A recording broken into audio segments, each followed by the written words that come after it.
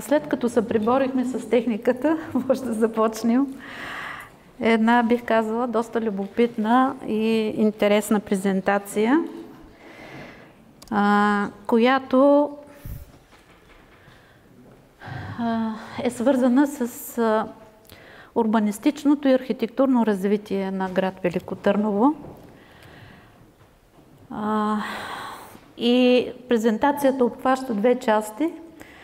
Едната така ще ни запознае с историческото развитие на града и втората ще покаже един проект, който бе много успешен и го правихме заедно с Френската асоциация на историческите градове, където членуват над 120 града във Франция в тази асоциация. И тя е извънправителствена и се занимава точно с проблемите на културното наследство в различните градове. Те работят заедно с правителствените организации и се стараят по някакъв начин да подпомагат общините в тяхната политика по опазване на културното наследство.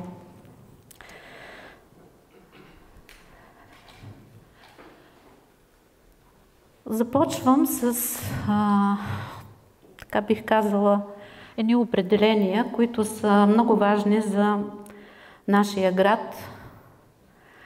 Това е, че той е един културен феномен, който е формиран в продължение на векове. И както виждате, това е едно уникално съчетание на архитектура и природа. Нямаме подобен релеф, или поне аз лично не познавам, по този начин сложен и исторически развил се.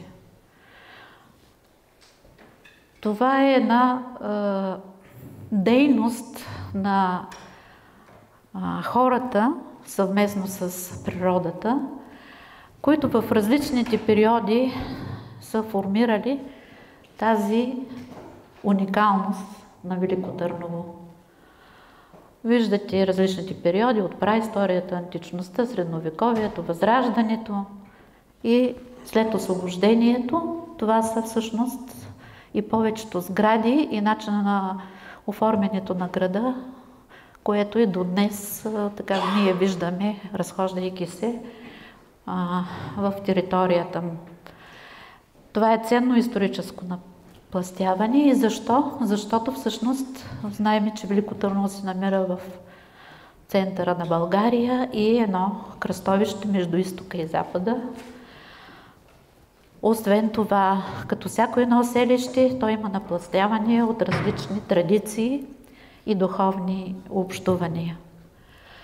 И нашата цел, както и така на самия фест, доколкото разбрах, е да по някакъв начин ние да предоставим и опознаем и говорим за ценностите на този град, на тези ансамбли от улици, къщи, площади, да повдигнем по някакъв начин значимостта на сградите, на старите сгради, храмовете, училищата, значимите, административните стари сгради и разбира се на къщите, защото обитаването е другата важна функция на един град. И тази уникалност вече трябва да ни доведе до някакви предложения, мерки, за да бъдат те опазени. Ето това е като формулировка на една архитектурна политика, която бихме могли да развием и представим на нашето бъдещо поколение като възможност и те да опазват и развиват за бъдеще. Вижте какви уникални панорами от въздуха има нашия град.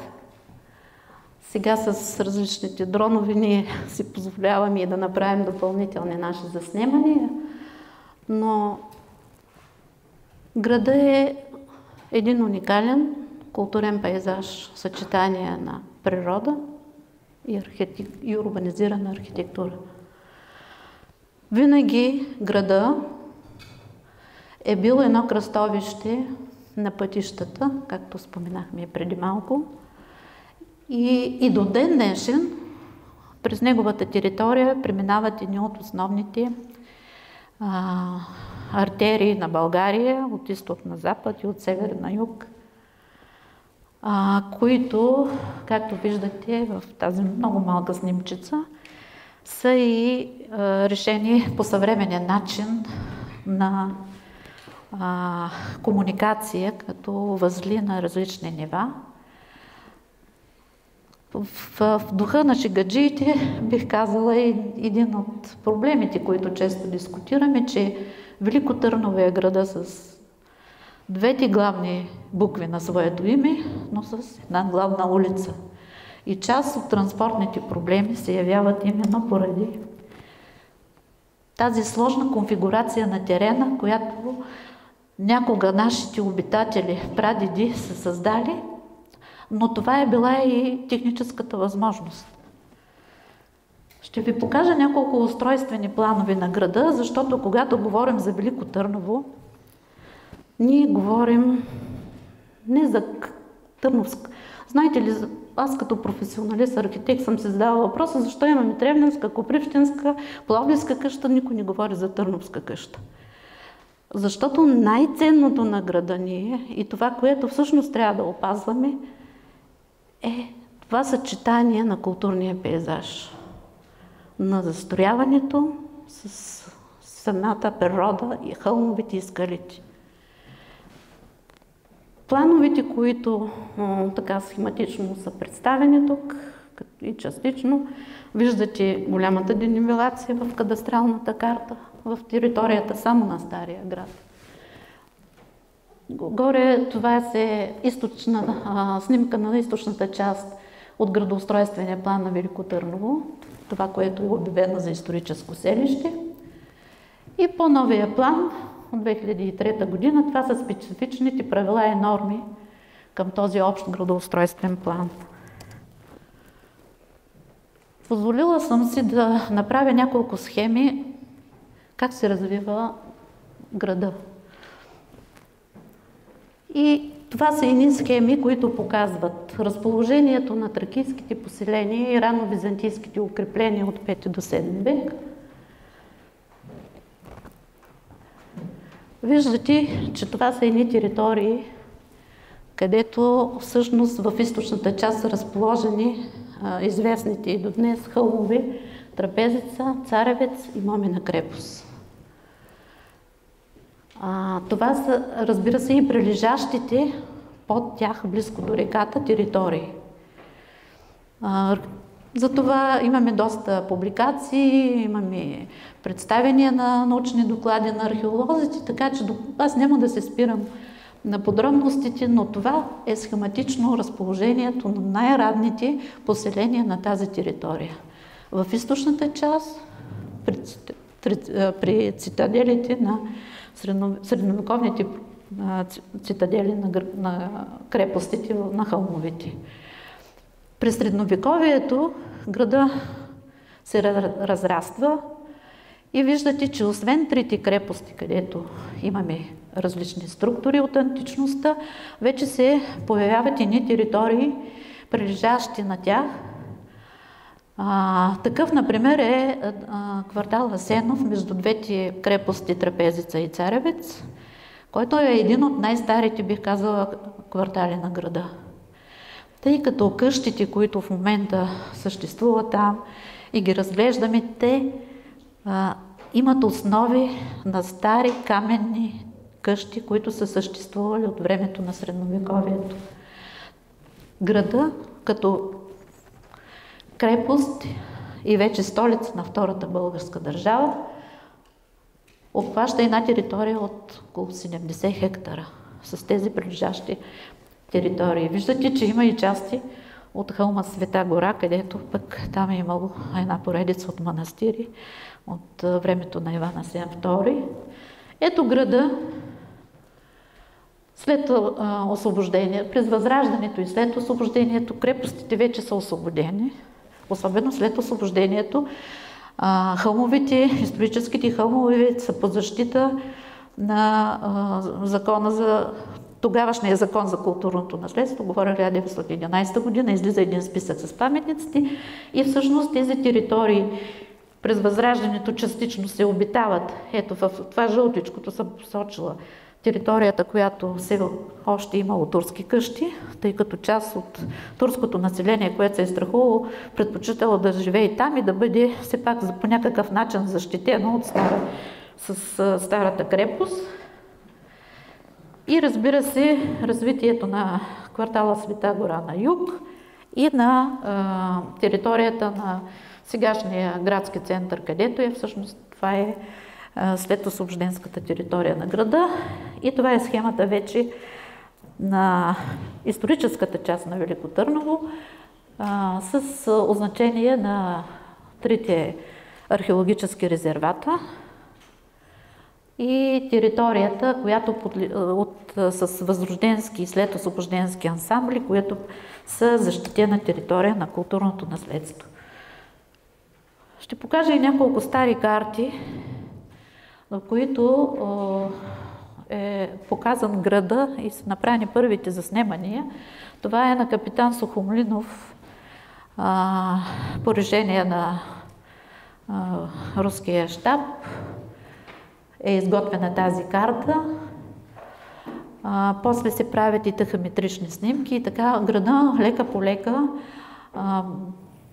придобива един съвременен вид, като му се изработва картен материал на съществуващите улици, сгради, квартали. И една също, виждате на Карел Шкорпил, една карта, която той изработва, когато е учител във Велико Търново от 1881 година. 1907 година влиза първия кадастрален и първия регулационен план на града. И ние доста сега, като работим за културното наследство, ползваме точно тази база, където са отразени някои от старите сгради, хановите, различните по-големи сгради, обществени, училищата, църквите. И разбира се, това е вече една снимка на плана от 1945 година, където се вижда как е разраснал града и съвременния град, който е почти четворно и петорно разраснал и обхваща една вече голяма територия с новите квартали. Тук показвам няколко панорами, където се виждат различните квартали на града със съответното застрояване. Повечето от тях са познати и начина на застрояването им. Виждате, че не са много лесни тези терени. Няколко слайда ще покажа, където се вижда средновековния град с главната крепост на Царевец, която обхваща една територия от около 120 декара. Тук виждаме някои снимки от реконструирани елементи от отбранителната крепостна система на средновековния град. Част от улиците с основите на сградите, защото ние от средновековието можем да видим какви сгради е имало Велико Търново, точно от тези разкопани и реставрирани частично и експонирани жилищни сгради по северо-западния склон на Царевец. И това е на рисунка реконструкция на архитект Левтеров, където показва по какъв начин е изглеждал града. Разбира се, това е и една рисунка на главната крепост, която е била от 3 последователни порти. Другата средновековна крепост, втора по значение от средновековния град, е крепостта Трапезица. Виждате едно старо заснемане с църквите на крепостта. Тук имаме До сега са открити 19 църкви, части от жилищни квартали. Също така колегите от Регионалния исторически музей откриват и находки от тракийски поселения. Така че тези исторически хълмови са обитавани много по-отдавна, отколкото от средновековието. Показваме няколко стари снимки и гравюри. Едното е рисунка. Това е на Феликс Каникс, една рисунка от 1872 година, където се вижда какво представлява града по това време, както и снимки, вече на първите фотографски снимки на града, които са около и след освобождението. Ето в тази по-голямата панорамна снимка се вижда западната част на града, точно с развитието на така наречената българска махала, защото в източната част остава турската част на града. Това деление на града е много характерно и така в историческите документи също е отразено. Ето още снимки на града след освобождението. Ето от тях може да видим, както и от плана от 907 година, и много добре да ситуираме сградите, които са съществували, които са били обществени, които са били значими с църквите. Но тук трябва да отбележим, че част от причините града да няма кой знае какви единични къщи, има ги, но които да са така, да създадат една традиция, както казваме, да се говори за Пловдивска къща, Тревненска. Това са земетресенията и пожарите. Ето, земетресението от 1913 година нанася големи поражения на града. Почти всички масивни сгради, говоря за храмови, по-значителни обществени сгради, включително и читалище Надежда, където сме сега, е пострадало от земетресението и най-вече библиотечната сграда. 911 година е построена, 913 година тя е с пукнатини и се налага на нова реконструкция. Това са също снимки от това време. Ето как е изглеждало улицата Велчова Джамджия. Това са хановите на Хаджи Минчо Хаджи Цачев. Това е сградата на окръжния съвет, точно след земетресението. Ето началото сега на Стефан Стамболов. Тогава улица Търговска е била с дюкяните, с тъй наречените магазини. Ще ги видим като вид архитектура.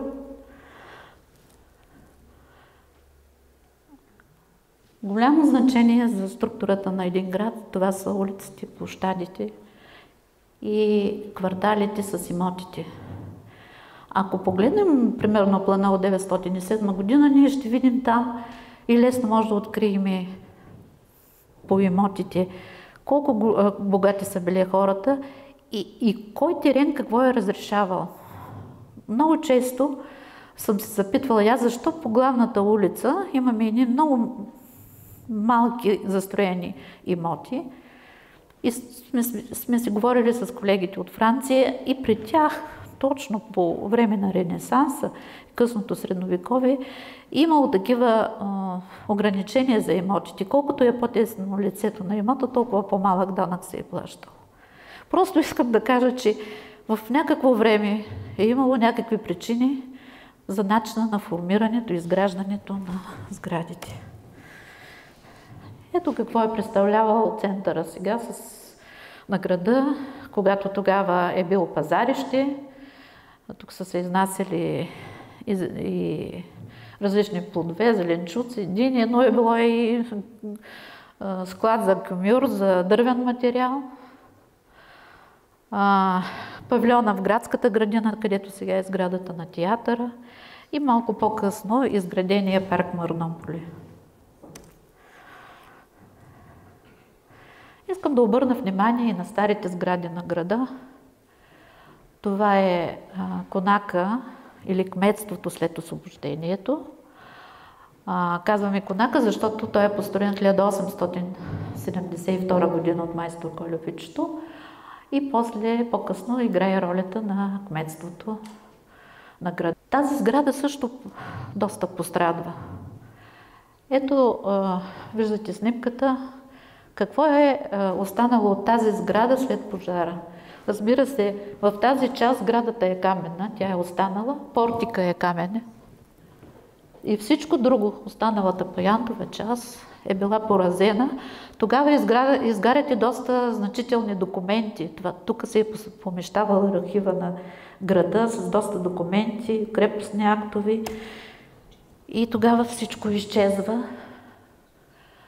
Другата значима част на града, това са чаршиите, търговските центрове, магазите, дюкяните, тъй като знаем, че по време на Възраждането града е наричан Кересколя, което означава сухото пристанище на България, преди да тръгне пароходството и да кажем да тръгне да се развива Русе като един транспортен и търговски град. Търново е средището на търговията на България и връзката с Южна България и Северна България. Виждаме стари снимки, виждаме и относително запазени дюкяни, които наричани маази, защото в долната си част е търговската, а в горната част като импория или с дървена стълба се казва, това е била склада за стоките и там, където всъщност търговец е сядал и си е правил сметките. Важни са тези архитектурни сгради, защото те също дават така от историята и паметта на нашия град. Малко са останали, но ще ги пазим. Те са обявени за единични културни ценности. Интересни са също така, на тази снимка се виждат сградите на австрийското, руското и френското консулство в този период, 62-63 година, след което те биват преместени в Русе. Съществуват и днес, слава Богу, са запазени. Част от тях са на чужденци собственост, другите са на търновци, на българи и за сега те са в по-добър вид. Тази снимка, която показвам, е един период, когато не бяха още реставрирани. През този период са важни и образователните и културните сгради, так и административните. Виждате девическата гимназия, която и днес съществува и се ползва от Великотърновския университет, и Сметната палата или така известната бивша сграда на Окръжния народен съвет, която за съжаление днес е в много тежко състояние. И притежателите постоянно се сменят. Тук последните години не знам колко собственика смени тя. Храмовете на града също са уникална архитектура. Това са Рождество Богородично. Виждате първата, построена от майстор Кольовичето църква, която за съжаление земетресението събаря. Тя е доста голяма, като тя е била съборна църква, митрополитска, и земетресението е събаря и заради това, поради големия си обем и така първата, бих казала, като зална сграда храмова на майстор Кольовичето, природните сили всъщност успяват да заличат едно постижение за онова време. Имаме доста стари снимки за този храм. Сега в момента е известен като катедралния храм на Велико Търново. Това са другите църкви. Какво е уникалното? Майстор Кольовичето има 5 църкви в този град. Това са като години. Аз не съм показала останките на Свети Спас, след това идва Кирил Методий, след това са Константин и Елена от 1972 година. И разбира се, нашите средновековни църкви, които повечето са музейни. Това са Свети Петър и Павел, Свети Димитър, Свети 40 мъченици. И най-важната друга тема, това е на един град обитаването, т.е. къщите на града. Тук съм се опитала да направя едно сравнение между запазените в Арбанас и стари каменно-дървени къщи и ви показвам няколко такива каменни ядра, които имат търновските къщи. Тази се намира близо до Константина Елена в един вътрешен двор. Това е клуба на архитектите, който се намира на Велчо Джамджията 14. Това е една друга къща, която вижте какъв каменен свод, т.е. подход на каменно ядро и снимка около 1900 година на такива каменни къщи в квартал Асенов.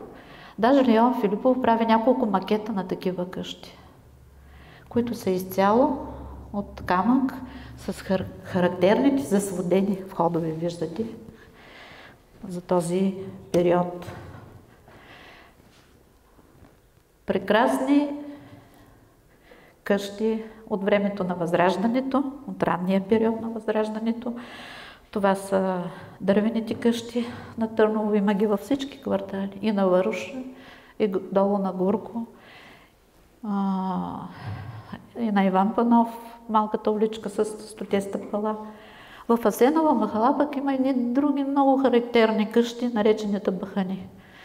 Махалата се е славила като махала кожарска, където е имало над 60 кожарски работилници. Какво е характерно за тези сгради? Че са имали по един, за разлика от всички други краища на България, нашите къщите бахани са имали не специални етажи, най-отгоре, под покривното пространство, където се изсушава кожата. В първия етаж са работилниците, където са защавили кожите, жилищния етаж и най-горния производствен етаж. Друга уникалност на нашите архитектура, това са къщите, изградени от майстор Колювичето, и някъде къщите, това са на богати хора от средата на 19 век. Виждате едната къща с датировка 1848 и другата 1861 година. Както виждате, те не са обикновени такива, бих казала, старопланински къщи. Тук говорим за градски къщи, които са с по-голяма площ, които са добре оформени. Ето виждаме, че така наречената Саравкина къща има едно вътрешно пространство, което много добре се осветява. А къщата с маймунката има също една във вид на латерна, едно пространство, откъдето отгоре се осветява вътрешната част, тъй като къщата всъщност е застроена на 2 улици.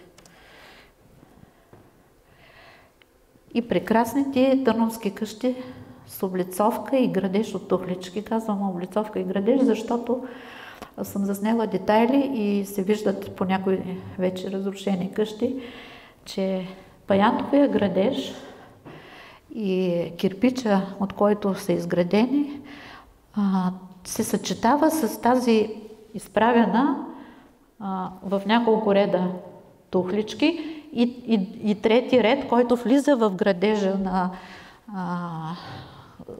тухления градеж на паянтовата конструкция. И разбира се, някои от тях са с орнаменти.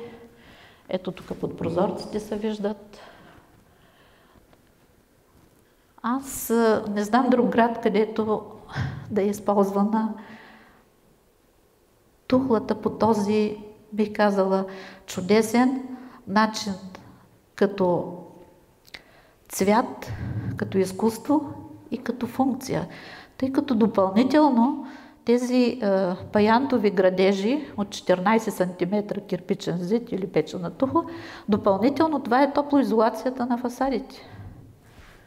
Уникално решение, заедно с декорацията и с така наречените измазани корнизи. За мен това е една уникалност. Също може тези къщи да се видят по всички квартали на града. Това е друг тип стари къщи, които са на по-богати хора, занаятчии, търговци, където се вижда, че подчертаването и търсенето вече на някаква симетрична градска архитектура минава през двата етажа.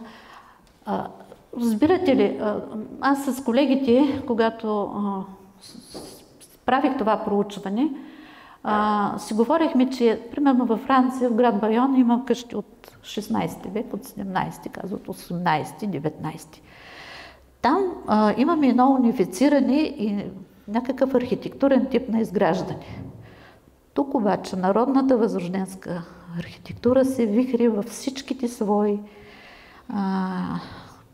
идеи и бих казала изразява душата на собственика. Никъде няма да видим, няма как да унифицираме архитектурния стил на изграждане.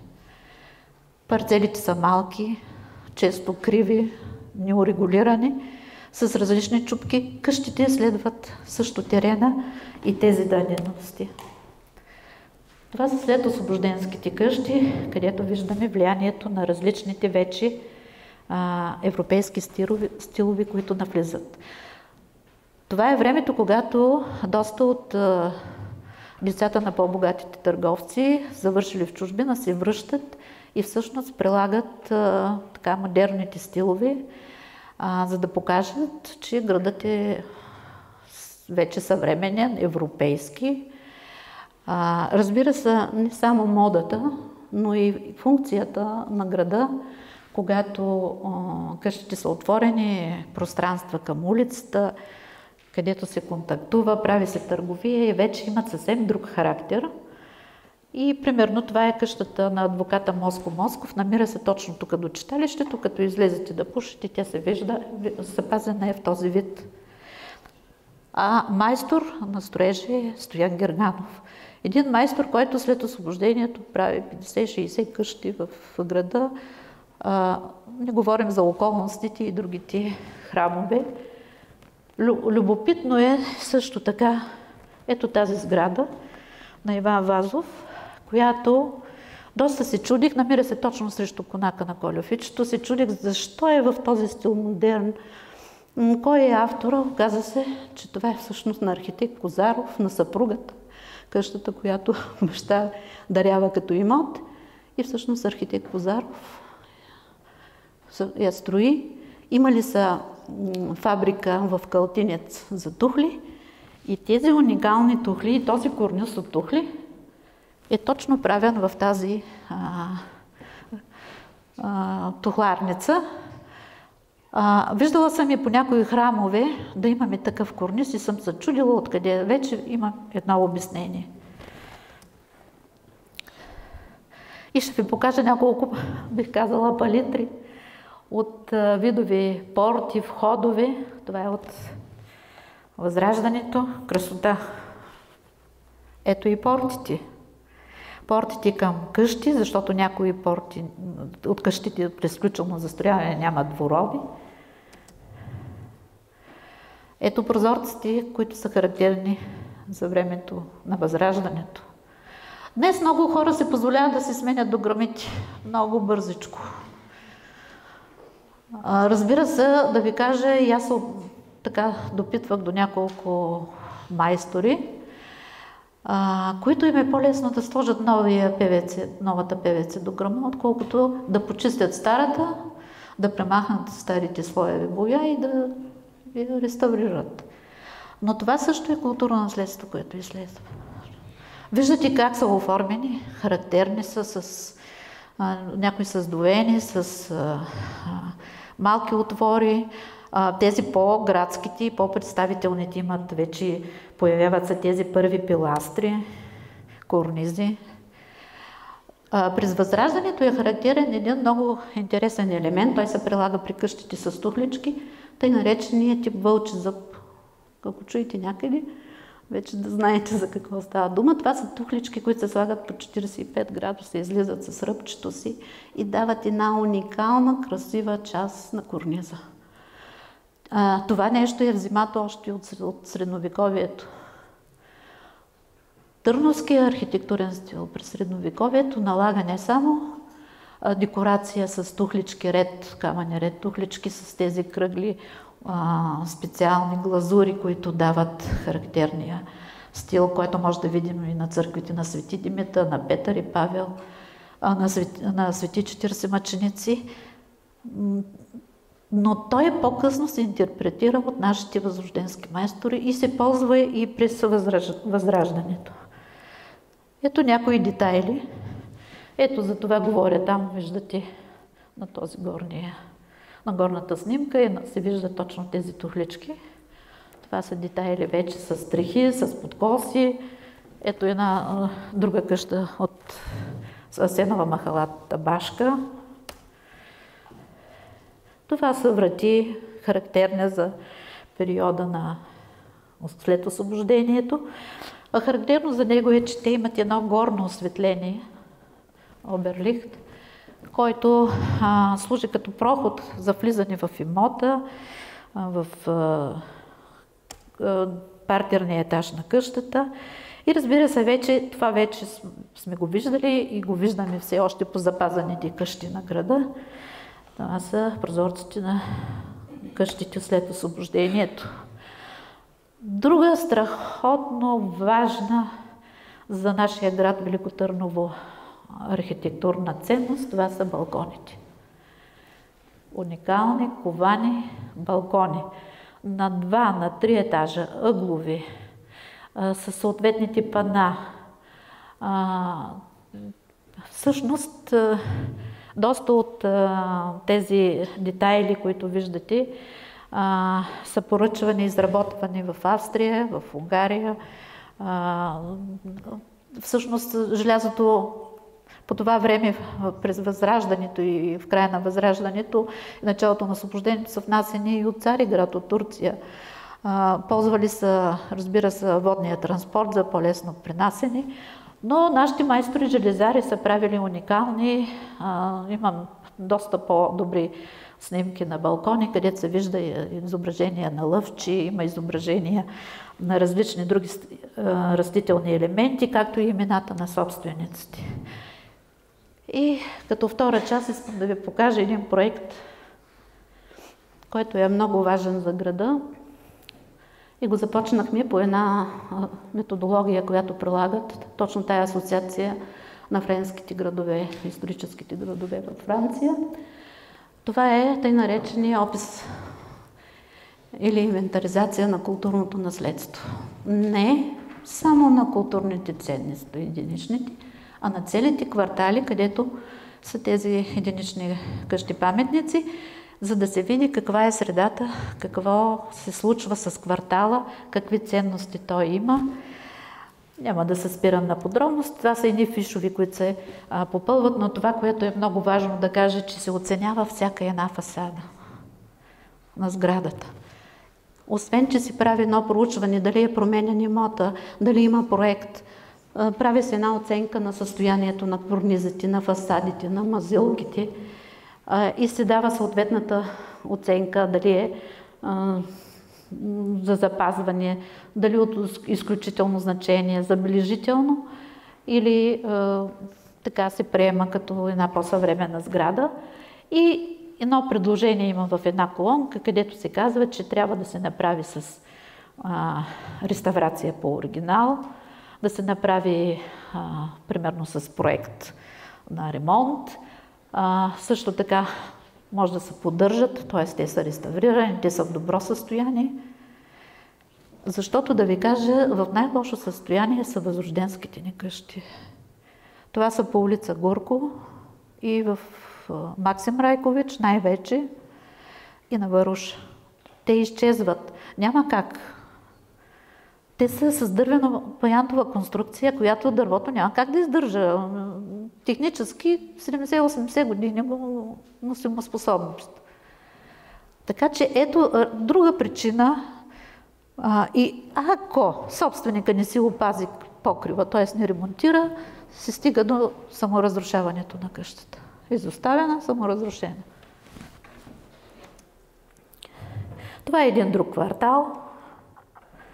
По подобен начин. По този проект направихме и тъй наречените разпределения по нива и силуети на някои от кварталите в Стария град. Ето това е на Самоводската чаршия. Тая сграда вече не съществува, на Преображенския манастир Метоха. Ето и главната улица. Ето силуетите. Красота са. Вижте. Приложени са към тези схеми старите планове. Показано е една план-концепция, къде трябва да се дострои, къде трябва да се запази двор. Отбелязани са сградите с търговски партери, които трябва на всяка цена да запазим характера им при проектирането. Ето това е за другия квартал, тук по главната улица. По същия начин е посочено по-отделно за всяка една сграда. Това не са градоустройствени планове. Това е всъщност едни анализи и предложения какво да се случи с тази територия. И това дава една оперативност на съответните власти, какво може да се случи с тази територия. И какво могат да предприемат, какви програми, как да помогнат на собствениците, за да може да се случи реализирането на тези предложения. И накрая завършвам с ето тези два слайда, които да покажа. В годините аз имах такава възможност, защото дълги години работя като експерт по културно наследство в общината, в Стария град. Бях и проектант в Института за недвижимо културно наследство, но преди 20 години. Ето това е най-важното за нас след този проект, че какво направихме? Идеята е да се подпомогне реализацията на реставрацията и поддръжката на сградите. Разбира, това не засяга. Не говорим тук за разпределение, адаптации, конструктивни укрепвания. Дава възможност за устойчивост на сградите, т.е. от тези описи, които сме направили по квартали, да може да последва някаква възможност на собствениците да предприемат определени действия, защото ние описваме, че това не е лошо, това трябва да се ремонтира, това трябва да се подобри. И разбира се, най-важното, до което достигаме, това е хората да знаят какво притежават, да знаят ценността на сградата, да не гледат на нея като съброетина. И това е една помощ, която е като задание, като основа, по която може да се разработи съответния проект. Ние в годините имахме едни такива програми, включително и Красива България, където определена част от сградите, разбира се по-важните и най-вече общинска собственост, реализирахме точно на този принцип за така наречените текущи ремонти. И ето няколко други примера. Виждате скелетата, ето тук се вижда една от къщите, старите консулски къщи се реставрира. Аз съм написала, това е 2008 година и 2009 са правени тези ремонти.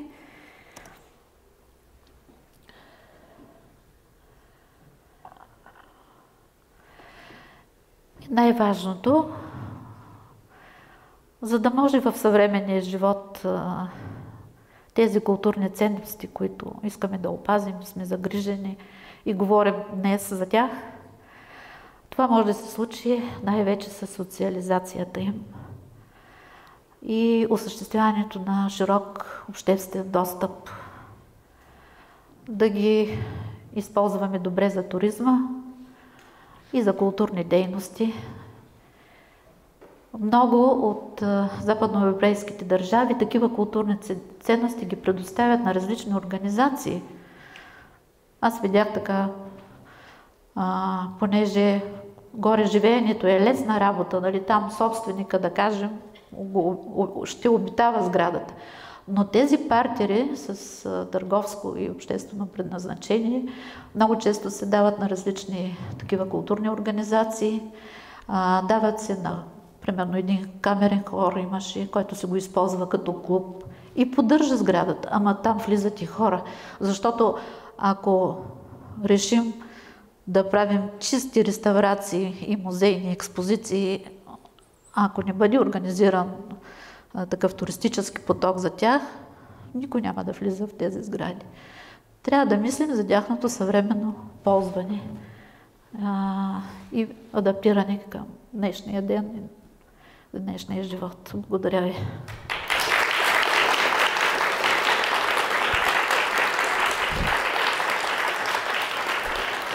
Дано да не съм ви досъдила много, но когато говоря за архитектурата, много се вълнувам и по този начин. Хубаво е това нещо, което имаме. Аз мисля, че ви убедих и благодаря на организаторите за тази среща, защото няма как само по административен път да работим за културното наследство. Ние самите, като граждани, трябва да имаме тая чувствителност и тази грижа за това културно наследство, да изискаме от властите определени неща, но и ние да допринасяме за тях. Няма как да се случи в една посока този процес. Това съм се убедила. Аз съм експерт в културното наследство, чиновник, администратор, ама съм и собственик на сграда паметник на културата. Съм от всичките страни и много добре оценявам и виждам проблемите и затова подчертавам. Нека да говорим, нека ги посещаваме и пак благодаря, че бях поканена на тази среща и на този форум и за вашето участие.